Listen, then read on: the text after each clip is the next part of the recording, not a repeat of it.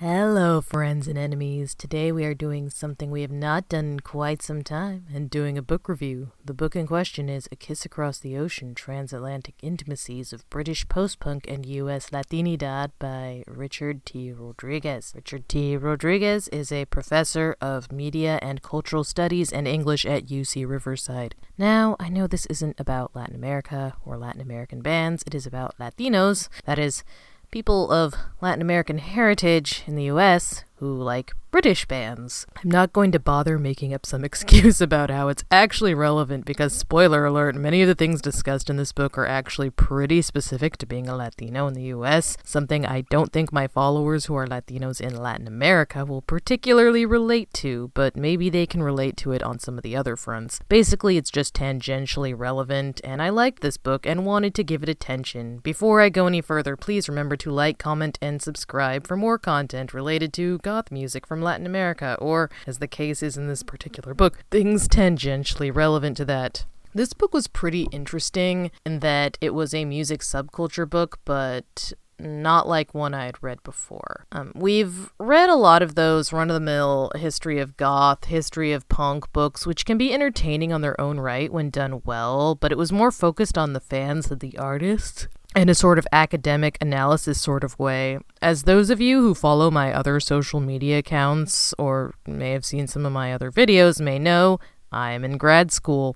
I'm in an interdisciplinary program, and yes, my focus is more physical science-based, but there's a more social science side to the department, so as a result, I have read my share of social science-type papers. This book reminded me a lot of those in its analysis style, which I guess is no surprise, being written by a professor of media and cultural analysis. That being said, I don't think this is something that you have to have read academic papers to understand.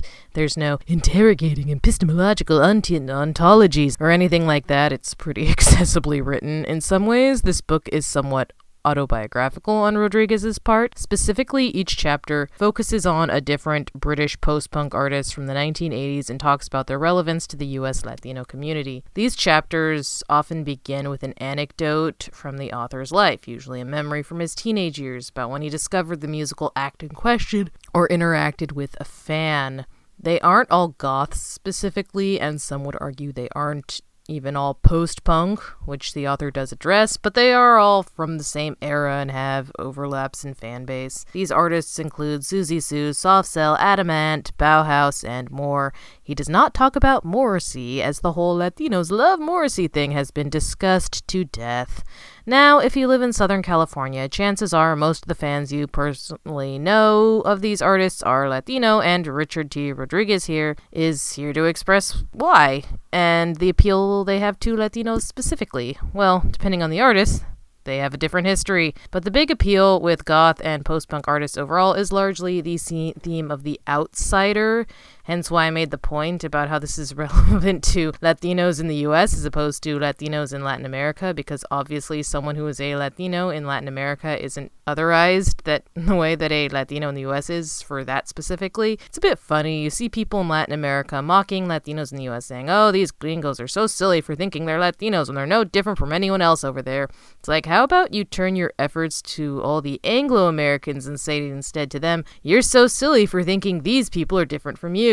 The reason that people of Latin American heritage in the U.S., even if they're born in the U.S. and everything, feel so different from Anglo-Americans isn't because they're trying to feel special. Some literally try very hard to assimilate and still get called slurs and stuff. Someone who doesn't get his own chapter but gets a mention in the Susie Sue chapter is Kid Congo Powers, mostly known for his time in the Cramps, but he was in some other bands as well. He was third generation Mexican-American, didn't even speak Spanish, but experienced xenophobia from his Anglo-American peers because despite supposedly being a nation of immigrants, the U.S. is an intensely xenophobic place to people even seen as remotely connected to anything foreign. Anyways, that was a bit of a tangent, but also still relevant, right? Something not everyone knows, but quite a few British post-punk musicians had upbringings similar to this. Many were working class northerners rather than being from more posh parts of the UK, and a few of them did have immigrant parents, albeit Irish or French or Romani rather than Latin American. So subject-wise, a lot of post-punk music reflects on that. Some of you will be glad to hear that Rodríguez does touch on the culturally appropriative imagery that many post-punk musicians of that era utilized, and not in a totally uncritical way. There has been quite a bit of discussion over time as to why that has historically been a thing with goths and post-punkers and their predecessors like hippies and beatniks and other just alternative subcultures in the West. And Rodríguez had his ideas about the purpose of clinging to the imagery of an exoticized other and what that served in alternative subcultures. It does also touch on the fact that Rodríguez himself is a gay man, and some of the musicians discussed are in some way LGBT and the function that music played for LGBT Latinos in the US, specifically because of being otherized in multiple communities. Overall, this book is a great sociological analysis of the function of music as a source of understanding for people who are made to feel different. That was this book. If you would like to buy a copy, I have the links below. I personally purchased it from the Duke University website, who did the publishing. You can also get it through JSTOR, Barnes & Noble, or,